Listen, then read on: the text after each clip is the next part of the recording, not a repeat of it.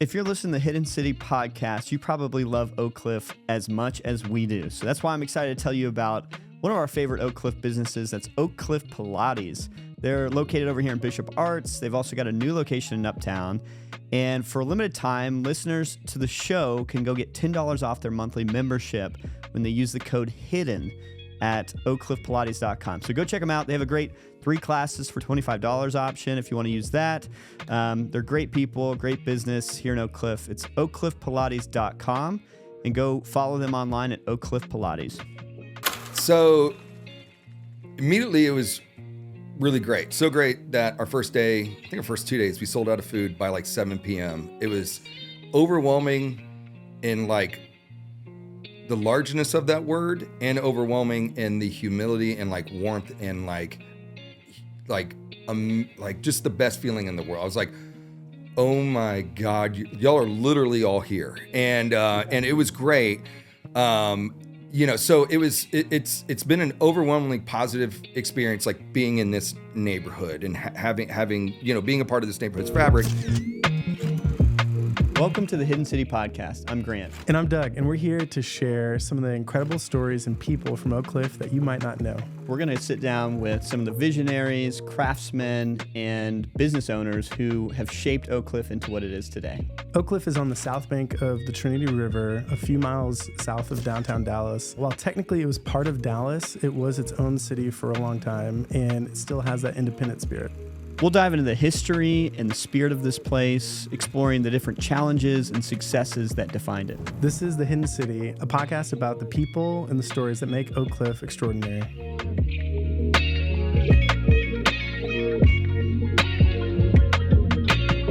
Welcome to this episode of the Hidden City podcast. Today, we have an amazing guest on with us, Chad Dolezal. He is partners at Cenzo's and Dandy Sauce Company, and we're really excited to have him here. So welcome to the show. No, thank you guys both very much. I appreciate it. That's awesome, man. We'd love to start with your time in Austin and as a restaurant entrepreneur. Kind of, how did you get started at Hightower and some of the food scene down there? So it all started. So I started cooking in Portland. Was playing music there. Needed to move back for family reasons, just being closer to family. Yeah. Loved Portland. It was an amazing town, amazing food town. Moved back to Austin and actually started working for Sandra Bullock at her restaurant. It was called Bess, and I eventually became her sous chef. Then moved on to another restaurant, became executive chef. And then while I was there, I watched the managing partner steal all the money from the restaurant. Oh my. And right after we were named to Texas Monthly's like top 10 best new restaurants, it was like within 2 weeks, like everyone was like, we did it. You did it, yeah. And then they were like, we did not do it. Like we're not going to do it. And so emotional roller coaster. Yeah, oh man, it was good. Yeah. It was good. Yeah, it was always good in an already stressful environment. And and so I met my general manager there, who was technically my boss. We wanted to work together. Had a great relationship with him. And so we went and started the Hightower, and which was my mother's maiden name. And she was born, she passed about 16 years ago, but was born in San Antonio, wow. Which, for me is, the birthplace of Tex-Mex with the Chili Queens. And so she always had this for a very white Irish woman, an insane love and deep appreciation and deep understanding of Mexican food and Tex-Mex. Awesome. And so like we grew up eating that, and that's always what I found fascinating about Texas is, everyone sees us as part of the South, but we're a weird like melting pot to where we get, I wasn't necessarily born and raised on biscuits and gravy. It was enchiladas and, it was Mexican food. Yeah. And so what we did at the Hightower, so the style of cooking that I thought I was going to do and, was trained in was French style cooking. Immediately I was like, I don't want to. I worked in a couple French places in Portland, and Bess, Sandra Bullock's restaurant, was French leaning, like a brasserie. And immediately I was like, I don't want to do this. I don't want to do French cooking. Like this is like, it doesn't, I had no personal connection to it. It was fun, and it was great technique. And I mean, I still use it today, but Yeah. it wasn't me at all. And I immediately realized that. And I was like, this is not what I want to do. And so at Hightower, what we did is we took a lot of the dishes that I, grew up eating or, had started to love over the years, and we made them our own. And so we put a lot of, like our gnocchi was technically pozole verde. And so we reduced it down, made a really cool and basically butter sauce out of it, and, but did all the traditional garnishes. And, so there was a lot of playing with things like, like that, and like my grandfather growing up, we would always do corned beef every holiday at his house. Yeah. I think that was, we were required by law as having, being Irish. But, and so we did a corned beef, one of our tacos was a corned beef taco. We did a sourdough tortilla, and it was like really a play on like 100% his corned beef and cabbage. Because he was a great cook. They had a restaurant in Paris, Texas, like a little diner. And it was literally called the Best Cafe, which is, that's, if you're going to go out, just go in swinging. So I always if you're going to pick a name, the best cafe. You're going to want to go nowhere else. So it was one of those things where I felt a deep family connection to it. Vic, my partner, he totally got it. He was totally on board, super supportive, had a great partner with him. And so we were doing that. At that time, my old buddy from middle school, we started, just kind of batting around the idea of, what's another concept we could do? Is there something we should, get involved in? And I basically explained the restaurant model to him. And he's in finance.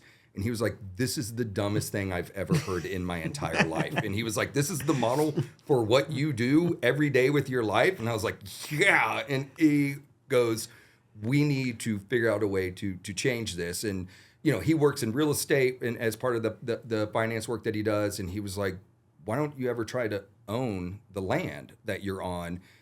I go, that's awesome, but it also requires more money, and I don't have that. And so we kind of worked through a couple of business models, and then we tried to apply it to Austin, which it doesn't work at all because land is so expensive there. And so being born and raised in Dallas, he still lived in Dallas.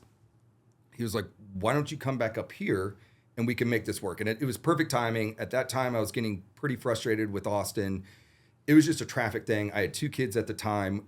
We lived in South Austin. It was just impossible to get anywhere. And ironically enough, it was on a trip to Cane Rosso to go eat pizza, the one down south in Austin, where I was sitting in the car. I think it was like 3 or 4 miles away from our house. We're 30 minutes deep into the drive, and I was like, what are we doing? Like, this is not who we need to be or where we need to be as a family. Like, Dallas makes more sense. We loved Oak Cliff. One of my oldest friends, honestly, I think my oldest friend aside from Dan, my other partner, is Vinny Sherman, and who was born and raised in Oak Cliff. So I started talking to him, and Vinny only talks about Oak Cliff. Yeah. And so Vinny's the man. Yeah. So there was no, are we looking at East Dallas? Are we looking at West Dallas? Are we looking at North Dallas? He was like, cool. He goes, you're going to live in Oak Cliff. Like, you have no choice in that. And then we're going to work on a business here in Oak Cliff. And my mom worked for Aid Services of Dallas, which was based in Oak Cliff. She started there in 1987. And they were on Lancaster, then they moved to the Bank of America building, and they actually just recently moved again on Tyler. But so I loved Oak Cliff. I knew Oak Cliff. I knew it from, growing up with Vinny, and I knew it from my mom's work. And I knew, we had a ton of family friends right here because a bunch of the people that worked at Aid Services of Dallas all lived in this area. So I knew Oak Cliff was where I wanted to be. It made the most sense. It clicked the most in my brain. There's nothing wrong with any other part of Dallas, but I think it's the whole reason y'all have this podcast. There's something special about Oak Cliff. Bingo. Yeah. And so I felt very strong. I was like, that's it. And, I brought my wife up here. We'd been here a couple of times, probably before we ever got serious about talking about the move. And it just made sense. We lived in Portland, Oregon, like I was saying, and this has that kind of feel to it. It has definitely spots of Austin feels to it. And so we just immediately I mean, loved it. I mean, Yeah. we're drawn to it. Yeah. And so it made the most sense. And so that kind of, it took a while, but that's what led us here.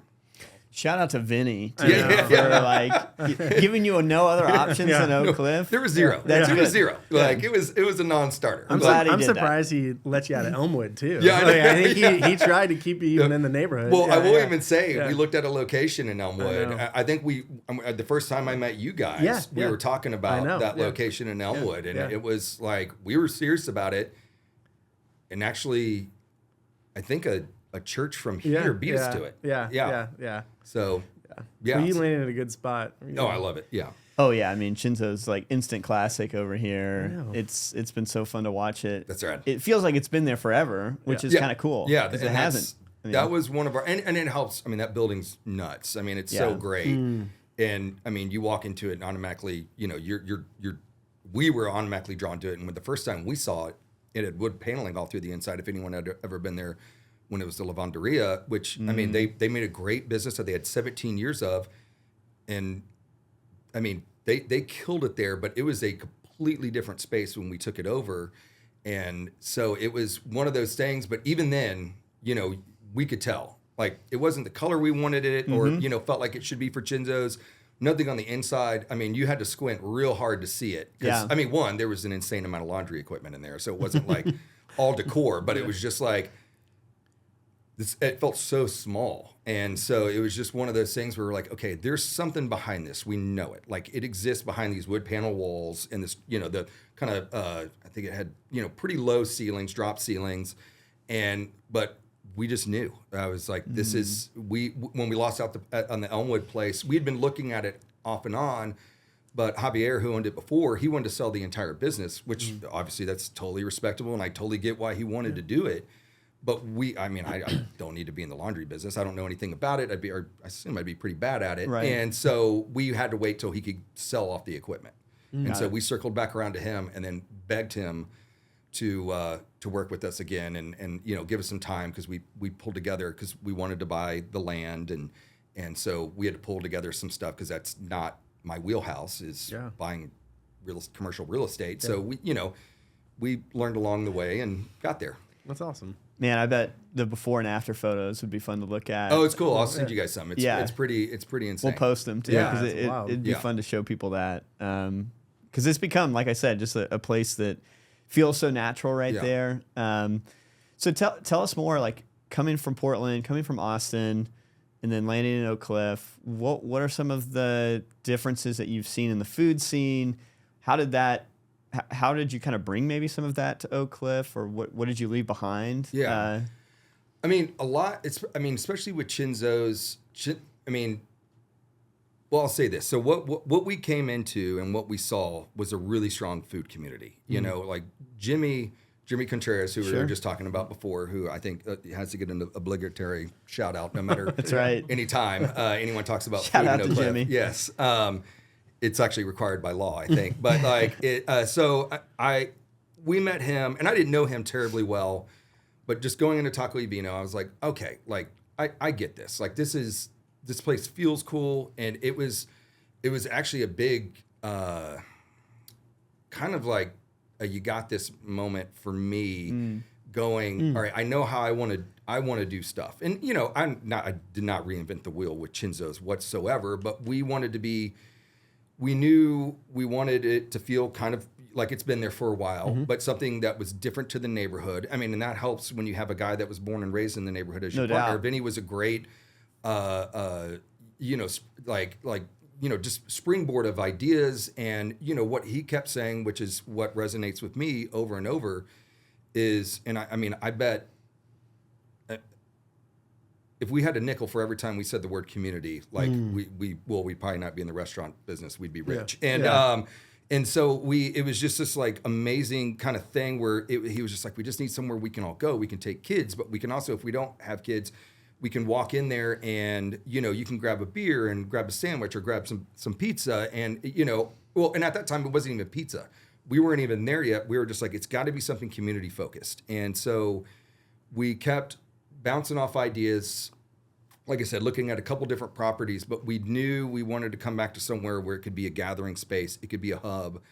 And once we settled on pizza, which it was, we wanted it to be the menu to be a language everyone understood, to where it's not like, okay, what does this mean? We wanted anyone, 95% of people to be able to immediately look at our menu and go, I understand everything you guys are doing here. Like, this isn't crazy. This isn't scary. You're not daring me to eat this. This isn't, I hope it's a great overall experience, but I'm not going through an experience trying to figure out your menu. And so once we got there and understood that, we knew, we talked about burgers a little bit, and it was funny because we started hearing about Herbie's, and we're like, okay, burgers, no, like that's off. And so right then we were kind of like, okay, it needs to be pizza. I ran into one of my old cooks that worked with me at the Hightower at another pizza shop in Dallas. And I was talking to him about it, and he was like, what do you, I hadn't seen him since I moved up here. And he was like, what's going on? How are you doing? Like, it's good to see you. I love this guy. And so we were kind of just catching up. And I was like, well, I'm talking about doing my own pizza shop. And, my whole restaurant experience is being a cook and a chef. And I've never done pizza. And I was like, I made pizza before. I'd never made a pizza that I'd sell in a restaurant before. But I was like, I have a year and a half to figure this out. And it was the most daunting thing. And like, Vinny would always be like, you good with this? Are you worried? I'm like, no, I'm not worried. I'm freaking terrified. And, and so Jason, I was telling him about it, and he was like, oh, that's cool. That y'all are doing a pizza shop in Oak Cliff. And literally by the time I left the restaurant, I got in my car, and I had a text on my phone from him, and he goes, if you're really doing this, I'm in. And I was like, I don't have to make pizza. Like, I have because that's all he's done. When he left, he came to Dallas and just worked. He worked at Zoli's, worked at Pie Tap, he worked at Layla. 400 Grati. I'm forgetting places too. And he'd go, and he was just a sponge for it. Yeah. And it was, and that guy is Jason Smith, our chef. Yeah. And so it was a big moment of going, okay, I don't have to worry about this, but now we get to concentrate on what Vinny and I were talking about. And I did some work on the menu. There's definitely things there, but like I always see it as, like, I read this interview with Dave Grohl when Taylor Hawkins joined the Foo Fighters, and they were recording There's Nothing Left to Lose. And they were like, are you going to play drums on this album? He was like, yeah, I'm going to play drums on this album. And they're like, which songs? And he was like, if we do our job right, you won't be able to tell who's who. And, and that's, and trust me, Jason does all the heavy lifting. And Jason wrote a majority of the menu. He did all the pizza. Like, I can claim zero. I mean, we had R&D, and I gave R&D input, but like, if anyone takes a bite of Cenzo's pizza and likes it, that is 100% Jason Smith. That's awesome. And there's, I've got a few apps on, I think maybe just one sandwich right now. But again, I'm not the chef there, like Jason is. And, and his fingerprints are, that's his kitchen, that's his menu.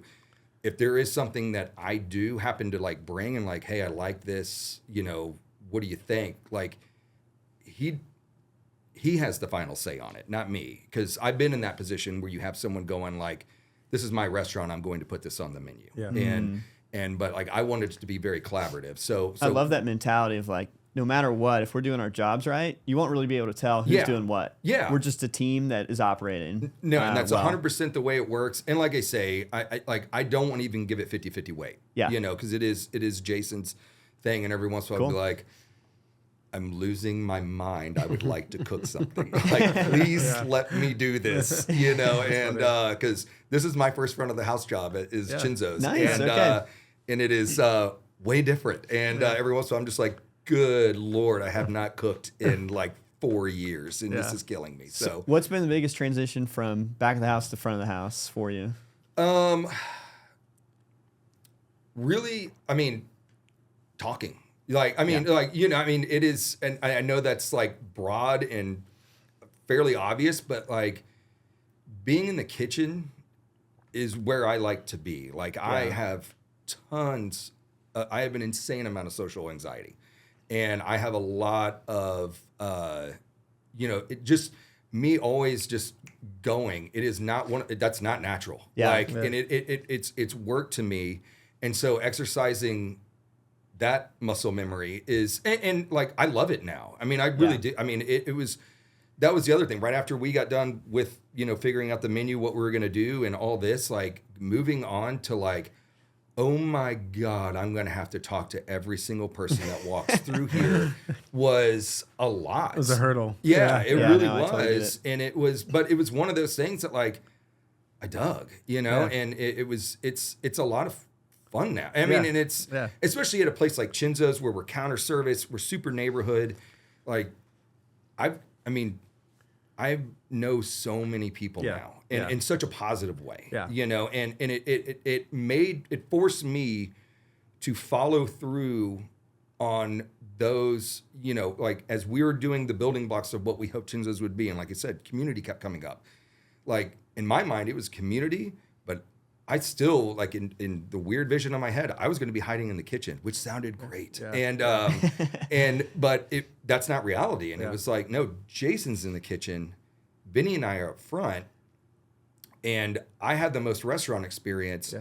So I'm, especially at the beginning, I'm the guide. And so I have to be like, hey, everybody. Yeah. And I'll show how to do it. Yeah. And, like, I knew you guys before, people I knew before, that's pretty easy. Yeah. But like getting to know everybody, and it's not that I don't want to get to know them. It's just whatever's inside of me going, say the words now, say hello, and like, and not that I wasn't, I still maintain anytime I see a car park in park in our parking lot, anytime I see a guest walk to the door, like legitimate, and I know it's cliche, but like, I am so freaking thankful, and it is one of those things where the first car of the day, because I sit there, and if it's like 11:20 and no one's walked in, I go, today's the day, no one's coming. Like, you did it. Today we're going to shut her down. Yep. And it was a good run. Yeah. And so I see that first car still, and I'm like, we're here. We did. Okay. Like, we're here today. And,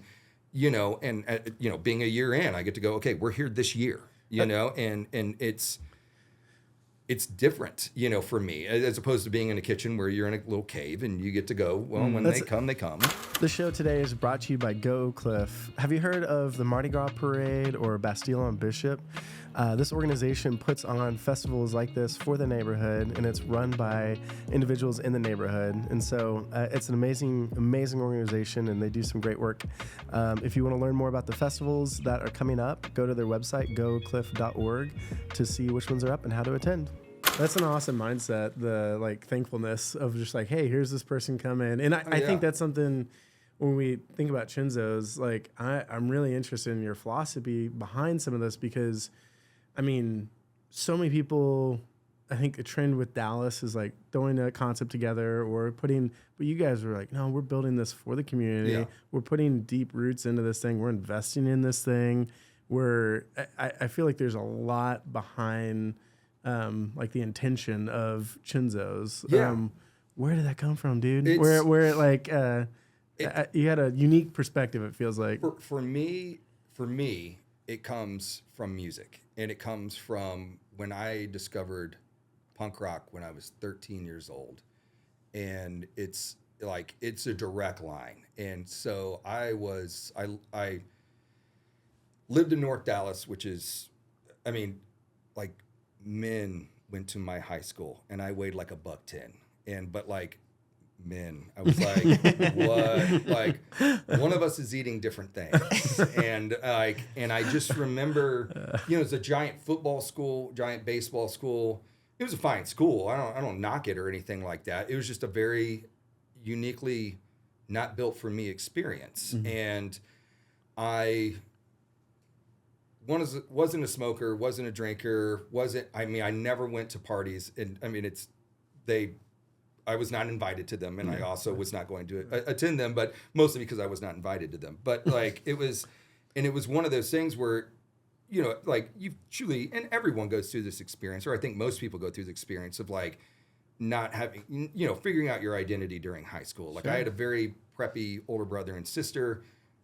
I basically was like, I dressed like them because that's what I was supposed to do. And then one day I heard Minor Threat and I was like, no, that's what I'm supposed to do. And then I heard Fugazi and I go, that's really what I'm supposed to do. And then I heard all these other bands and I was like, now I understand this. And so then I started going to a place called Doriti Column. It was on Greenville.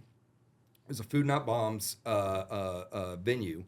Funny, I can't even tell you where it is on Greenville now because it's so different. But like we'd go there every weekend. And it was my first experience of community. And where I was like, most of you look like me. Most of you feel like me. I get to listen to this music, which are all these people getting this out, but giving it and wanting to get it back. And it felt, there, and I always love, there's, a few people in the punk rock community that like refer to that genre and that space as a free space. And I really felt that. I felt that immediately. And I was like, everyone's okay here. Everyone's okay. Like color doesn't matter. And your parents' income doesn't matter. The car you drive doesn't matter. Whether you can play an instrument or not doesn't matter. And in the best way. And we're the only thing we are anti is hate or saying no. Going like, no, that doesn't belong here. And it's like, no, anything can belong here if you want it to. Like if you open yourself up to it, of course it belongs here. It should belong here. Everything belongs here. And so it became a really big imprint on my life. And I think it's why, I work in the hospitality industry because I want to be hospitable to people. I want people to be hospitable back to me. And I think sometimes the restaurant industry loses track of that. I think society can lose track of that sometimes. There's a million examples of it, but for me, it always has been about a community space, whether it was Doriti Column, Bill's Records and Tapes, like that was a big one for me going up there. And like, I saw Weezer when they were barely Weezer. That's amazing. And how cool. And it was like, I loved going to that place, and you could buy, it shows how old I am, but like VHS tapes of like shows recorded in other cities. And like the first time I learned like because there was no internet to look anything up as. And I was like, so that's what these people look like. Yeah. And, so there were all these spaces.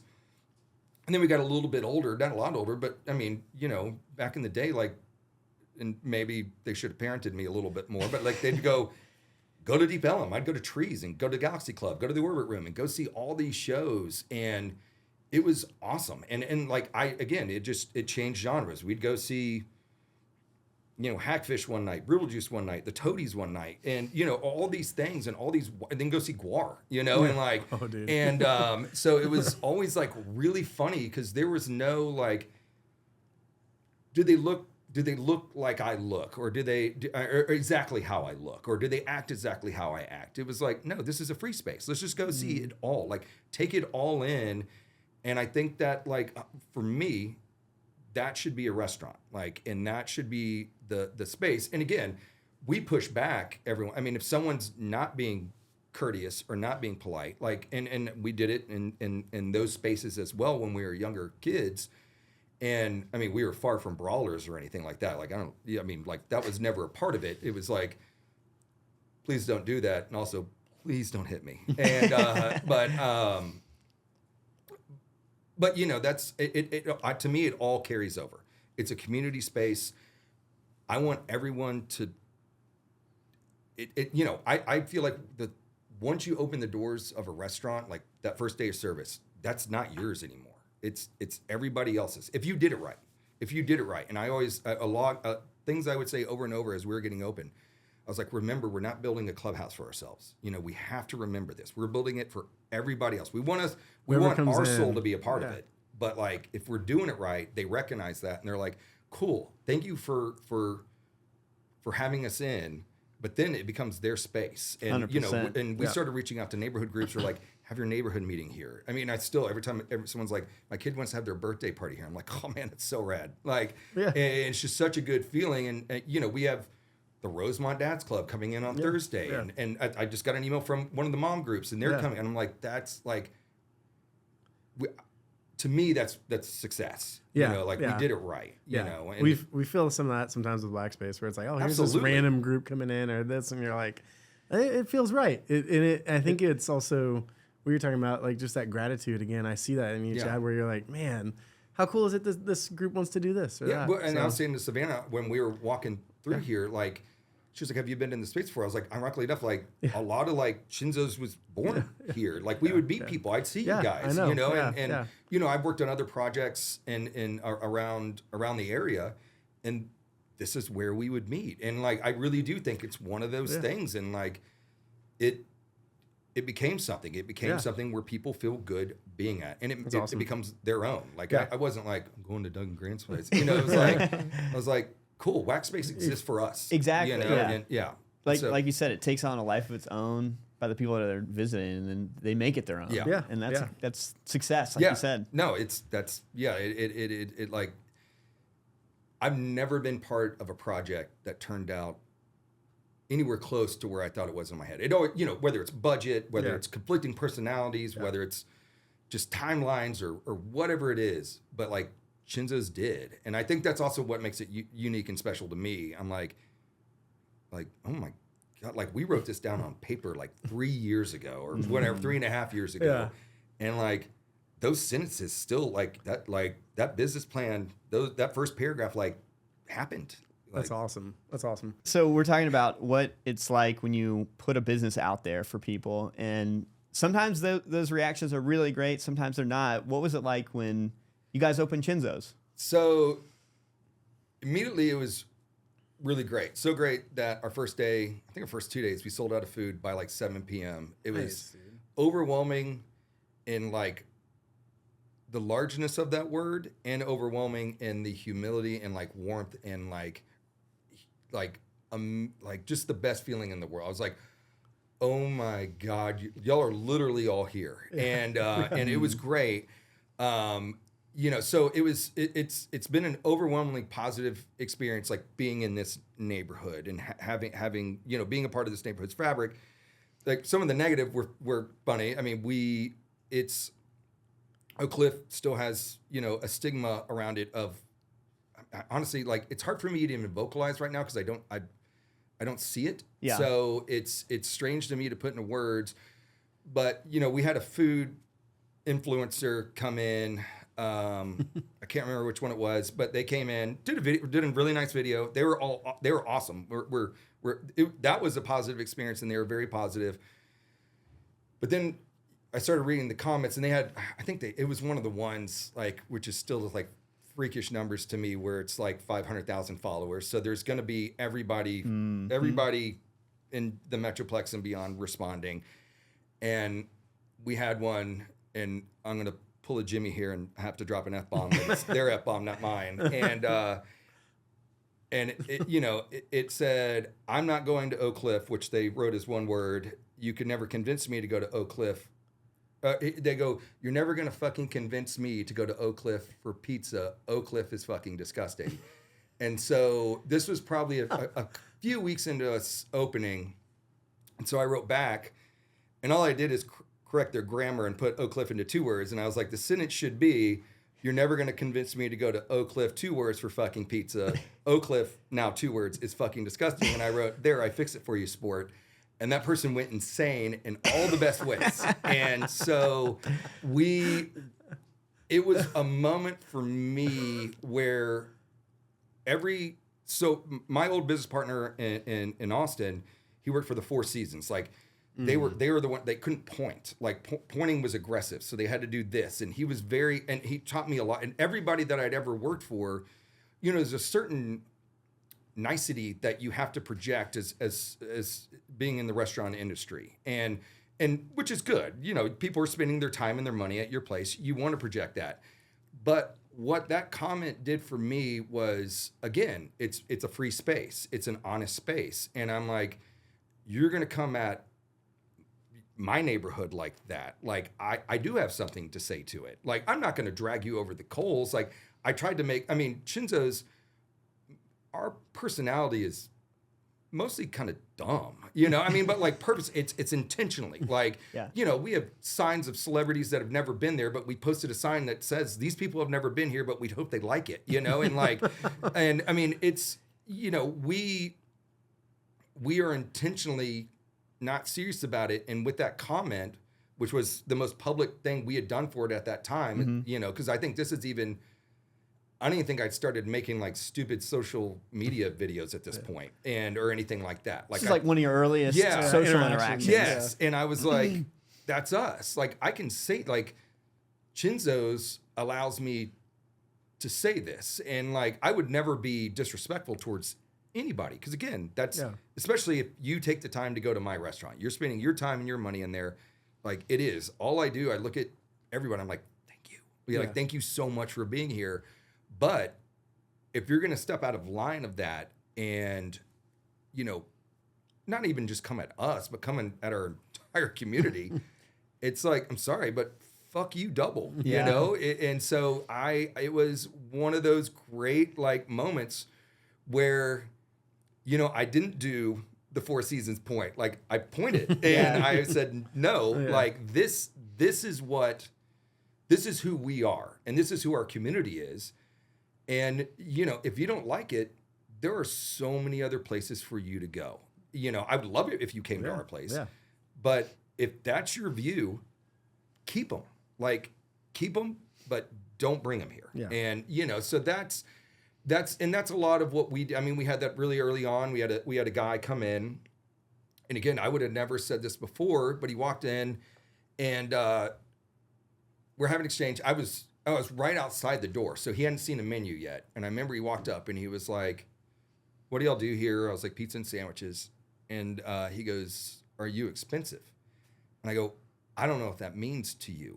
Like, and also what it means to me definitely won't mean the same to you, because you're not looking at our books. Like, we're paying these people well. We don't pay them $2.13 an hour. You know, they make good money at our spot, you know? And so, you know, and he goes, "Well, I like Domino's." And which is funny, because at the time, Brian from D Magazine actually wrote an article like disproving this and proving me wrong.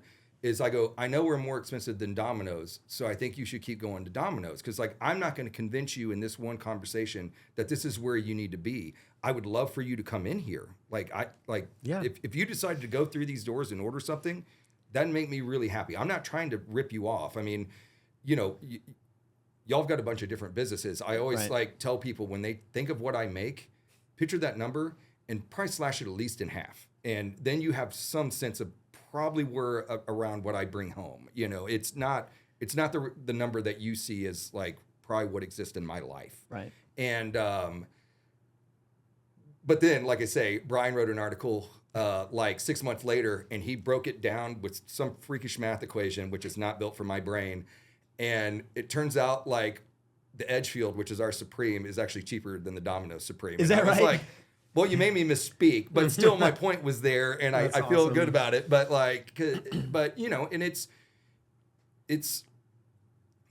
you know, you can't be everything to everyone, right. But I hope everyone feels good once they get inside there and understands what we're doing. And like I say, it's not like we're not, I mean, it's not a place where we're going to make a ton of money. If we're lucky enough to open like 3 or 4 of these, then it would probably be what most people look at as like a normal living. But this is also why I have like 3 jobs. Yeah. You know, I mean, it's like, we know. Yeah, you know, I know y'all know as well as anyone, and it's, you know, and I think that's what it takes. And you know, the way I always see it is like, I have to go out here and hustle, and you know, and I also have to keep up with the market, which also, you know, that's one thing I always try to tell people when they're like, "Do you feel like you're too expensive?" And I was like, "Do you know how often I look at other people's menus and just stare at them and make sure I'm not wildly outside of it? Because like, it does me no good to act like I can charge you $35 for a pizza, which we don't charge, but you know, and act like that's going to be the new normal. Like, I have to stay within market, and you know, so that's part of my job too, as ultimately the person responsible to you know, our partners and investors, is like, I have to make sure we stay open, and me just charging wildly like doesn't keep us open. You know, so it's not as cut and dry as it might seem on the surface. Well, yeah, and I love that you said, "Hey, I'm paying my employees well. That's Yeah. what we're going to do." Yeah. And so we're going to charge what we have to charge to pay them well. I Yeah. think people respond well to that, especially when Yeah.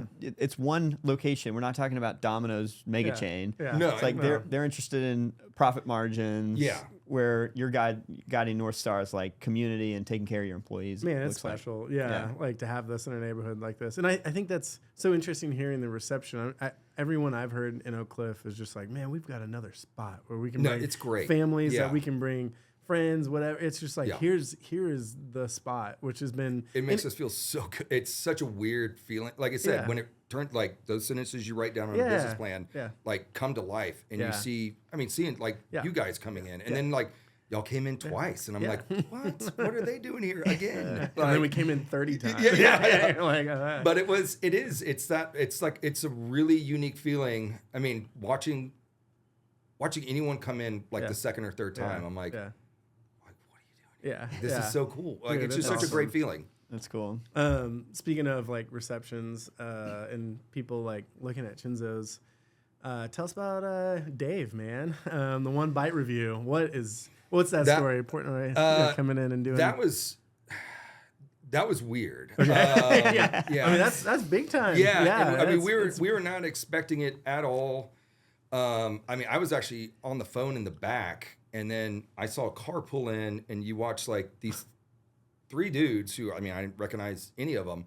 I mean, the irony is that up until that point, I'd seen one of his videos, and it's because Jason, our chef, was like, "Have you seen these? This would be cool." Like, he was like, "This can make or break a pizza shop." And I was like, "Cool. I probably don't ever have to worry about this in my entire life. Like, that's awesome." 3 months later. Yeah. yeah. I mean, and it really was. And so I was sitting there on the phone, and like we've had, just like anywhere, like there's someone on their phone and they're videotaping, and I was like, we're I think anyone in this industry or in this world now is just kind of used to seeing that. Yeah. And but like the last guy to get out had like, I don't know, like a legit size camera, and I'm like, well, that's a little excessive. And he I'm kind gonna of go shut this down. yeah. All right, pizza review time. We're at Cenzo, 1700 West 10th Street. It's a deli as well. Dallas, Texas. It's crazy how life works, right? Last night, I checked in at Thompson Hotel, Dallas. Too loud. Literally, you might as well have been Grand Central Station. Because I'm a light sleeper. Some may say a pussy sleeper. I say a light sleeper, as I can't do it. Got up, changed hotels, went to JW Marriott. JW Marriott, very quiet, nice hotel. Pillows sucked. Couldn't sleep on the pillow, like a rock, up 90 degrees. Who wants to sleep like that? So I go to Mattress Firm today to get a pillow. Guy recognized me, goes, "I had any good pizza?" I say, "Fortunate Son, Garland, Texas." Spectacular. He goes, "Okay, have you tried Cenzo?" I go, "Never heard of Cenzo." He goes, "I'm a pizza guy." Now the guy had pizza credibility, Austin, because he's like, "I've been to John's and Bleecker in New York. Great. Give me a slice of Joe's. I'll take that. I got to get to New Haven." He said, "Cenzo's, I've never heard of this Fortunate Son in Garland." I go, "You love it. Great. 8.1. He said, "This is the best in Dallas that you're going to find besides Fortunate Son," which I haven't had. Cenzo's. I don't think it's on the One Bite app because the One Bite app doesn't work. I'm not on Adderall. I'm just talking fast because I went to State Fair of Texas. Okay? Here we go. One Bite, everybody knows the rules. Cenzo's. Good looking crust there. Very cool spot, too, on the outside. So let's see what we got. That's how we got here. Very light. So here's real food. I've been eating crap all day. Good undercarriage, a little floppy. See what we got. Cenzo's. Good.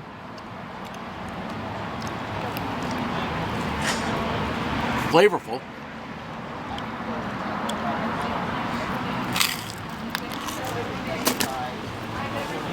Really good crust. So, kind of like a New York pizza to me. I could see how that guy from Mattress Firm would say, by the way, he lied. He's like 15 minutes away. It's half an hour away in traffic. I can see why he'd say this is as good as you're going to find in Dallas. Yeah. And I'm still on the phone call, and I see him like he's kind of running up quick to the door, and then right then, a guy pops out and he does the stance and he flips open the pizza, and like he's sitting there, and I'm far enough away where I can't hear anything he's saying, but he's smiling, and I was like, okay, that's positive, I think. And Jason, like, you can see it at the end of the video, but he's just like creeping around the side. And I'm like, you weirdo. And I was at least keeping my distance. And so Jason's just like, nope, I'm going in. And Jason full send it. He was like, I'm going. Like, I know this guy. Let's go. And so he was listening, and so he could kind of hear what he was saying and that it was positive. And, you know, he told like a whole Mattress Firm story, like a guy, we've met him now, and he's actually a coworker of someone that Vinny knew for a while. Oh, that's cool. So you guys did meet the guy who recommended you guys. Yeah, he tipped him off. And so it's funny because he came into Cenzo's like really early on and was like, it's fine, you know, and then he came back a few more times and like loved it. And so, I mean, he wasn't giving like, oh, this is someone I know, because we did not know him. Yeah. And so it was That's cool. legit recommendation. That's so awesome. it was really neat. And so now I tag Mattress Firm in everything we do, and they don't respond to me, which is bothering me a great deal. This is only going to cause you to do more of that. I do it a lot. And like when we had our year anniversary, like all the flyers said probably brought to you by Mattress Firm. And like I put that they sponsor us. Like I'm dying for a cease and desist letter that it's not, or just You're giving them all the credit. Just some acknowledgement. Yeah. I am an unloved child in this. Yeah, like I that's just need hilarious. someone to like respond to me and let me know that they are either irritated or they appreciate what we're doing. And Mattress Firm gives me nothing. That's They're funny. the worst business daddy in the world. Come on, Mattress Firm. Step So it up. yeah. On Did your Dave's social. review, did that impact? Oh, or yeah. What did that look like? It was immediately we saw it, and I mean, those first few weekends afterwards. I mean, I bet we had a 50% increase in sales. Like it was nuts, and we still as of last week or no week before last, because there was no really last week because we had ice.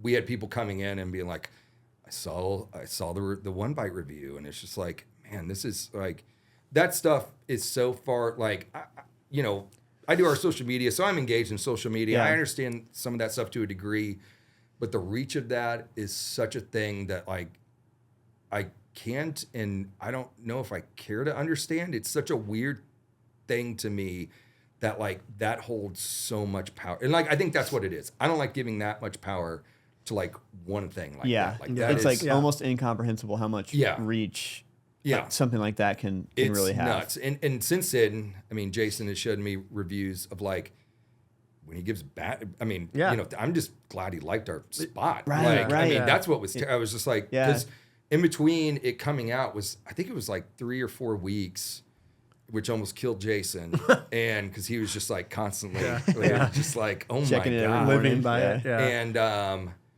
And so, I watched a few videos in that in between time, and I'm like, and we had a good idea of what he was going to give us. I think he yelled it at Jason at the end or something.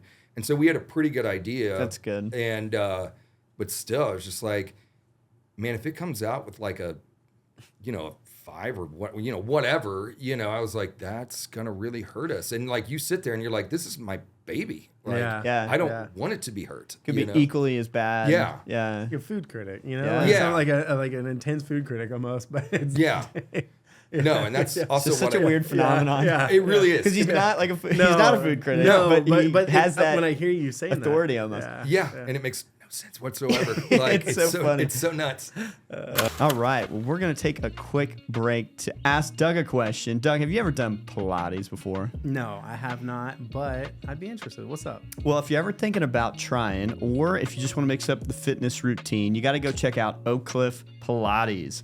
They're all about community, movement. They're over there in Bishop Arts. They've also got a new location in Uptown. It's pretty sweet. Dude, and they're hooking us up. I think Hidden City listeners are getting $10 off their membership for the month, right? That's right. They use code HIDDEN. That's it. Okay. $10 off the monthly membership. They're also doing 3 classes for just $25. So you and I are going to head over there. We're going to go try it out. We've never done Pilates before, but I've heard it's great. It's happening. OakCliffPilates.com to sign up. So yeah, go head to oakcliffpilates.com to book your first class, and then also go follow them online. It's Oak Cliff Pilates on Instagram. Well, you also are a part of Dandy Sauce Company. Yeah. Can we talk a little bit about that? Yeah, so Dandy started, it's me and my buddy Chuck, and So we originally did it. We worked on it with his brother for a little bit. The problem is that we worked on it in when I was in Austin, and I was our shipping department, which later meant my wife was our shipping department. She hated it. I really hated it. And I was like, I don't really want to do, like, working with co-packers was terrible. Yeah. Like finding someone to make the sauce correctly was terrible. And I basically said, and this was probably about, I can't remember, maybe like 6 years ago. And it was just there for a little bit. And then I was like, I don't want it. Like, I'm not built for this. And, convincing people, that all food spaces are not the same is hard. And it was like, well, you do restaurants, you could probably do this. And it's like, I can't, It turns out I really can't. Yeah. Like I can make a recipe for hot sauce, but that's about as far as it goes for me. Like I don't understand the retail world at all. And so we stopped. And then he plays in a band. He plays in a band called Hot Water Music, and he does his own solo stuff. And then I'm actually wearing their jacket right now, which was not intentional. He's a fly fishing guide as well. So when he took this amazing woman named Mary Wasabi out and fishing, and they were talking about it. She has this company called Wise Goat. She has her own co-packing space on her property. And she was like, I love this product. Why don't y'all do it anymore? And he was like, Chad won't. And he was like, it almost killed Chad. And so she was like, yeah, y'all, everything you did was wrong. And she was right. And so she was like, let's do it like this. She was like, I'll make it. We rebranded it. Dandy was actually the name of one of her, a horse that she had. And, funny. And so we wanted her to be so much a part of it. We're like, we want to name this after something that's intentionally tied to you. Yeah. Like, so you immediately have ownership in this, and you understand like how much we appreciate you being a part of this with us. Yeah. And so we started doing that, and I think we started doing it, starting to really trying to grow it 2 or 3 years ago. And right now shipping is awful. So it's mostly based out of Northern California. And so, really like Cenzo's is the only place we sell it in Texas. And so, because we're working on like trying to figure that out, it is a math equation it's like the Goodwill Hunting one. Like we need a really smart janitor to come through and like show us what to do. Because we're having like just sitting there and figuring out the logistics and the cost where you're not selling a $18 bottle of 8-ounce hot sauce. Mm-hmm. So that's what we're figuring out right now. But like, they carry it at like Ace Hardware's up in Northern California. So it's in that specialty kind of like, it's cool because it's like, she'll send me a picture of the display and I'm like, yeah, we're right next to Traeger. And like, that's really cool. That's kind of fun, yeah. And so it's I don't know, it's a really neat thing. It is one of those things that like, I never thought I'd be a part of a company like that, but it was, it came about naturally. It came about like just talking about hot sauce with a buddy. Like he'd come through and tour, and this was when we were in Austin. And I remember I was like, kind of same deal with Cenzo's. We weren't open on a Monday, and I think he was playing on a Monday night when they were through. And I was like, come to the Hightower, and I'll cook all you guys dinner, like the whole crew, and we'll just do something like off menu or whatever it was. And we made a ton of hot sauces there. Like we did different ferments, different types, did all this stuff. And he was the one. He was just said we should do this one day, and we kind of like joked about it on the phone and talking about it. And it was just like, no, seriously, like we're not like building a rocket. Let's just start making hot sauce. Like so, we did, and it's gotten a great reception. It is like it's a completely different space to be in for me, because it's not like, it's even less in my control in the sense that like it is retail. Like I've never seen any of the places it's sold aside from Cenzo's, so it's cool. It's kind of a weird, it's a neat thing, and it's always kind of fun to like see people tag it and stuff. And I'm like, this is great, but it is like, it's my first real experience of growing, a true like brand. Mm-hmm. And so Like that is the opposite of Cenzo's. It's a different ball game I cannot altogether. be a total dipshit there on our social media, so I have to like be very careful and respectful and like, hey, like please buy this specialty hot sauce, and I mean that. Like I'm not. Neither one of these are fake personalities; they're just different ones. Different and so, types of things. yeah, and so like it is. It's funny to like see the two, and I mean I have help on the Dandy social media, so I but they also like anytime I do something. Like we did a pizza of the month with Dandy. I think it was Cenzo's did. I think it was like our third one. And I made a dumb video, as I tend to do, about it. And I was like, I need y'all's approval on this because this is going to go on both of our pages. And like they were like, it's fine, it's good. But I even tried to like hold back some of my Cenzo instincts because I was just like, I gotta be really careful. Like these are two wildly different brands. And that's so funny. That's great. Well, man, going back to Cenzo's and like the menu and some of that, I'd love to know more like local sourcing. Is that something you guys are doing? Does that impact your menu? And then also highlight some of your menu. Yeah, for so too. It to an extent it does. Cenzo's doesn't rely so much on that, just being like a neighborhood spot. Like one, that goes back to pricing. Like we have to be careful about what we do, but the things we do are, making our own ricotta, making our own focaccia, making, obviously. Amazing. Well, I hope it's obvious. We make our own dough. And so that's, that part of it. And, with the menu again, we always go back to nostalgia. I mean, and Cenzo's is a giant part of Cenzo's is what, kind of what we refer to as non-forced nostalgia, where it's like, there's obviously callbacks. Our playlist starts in 1972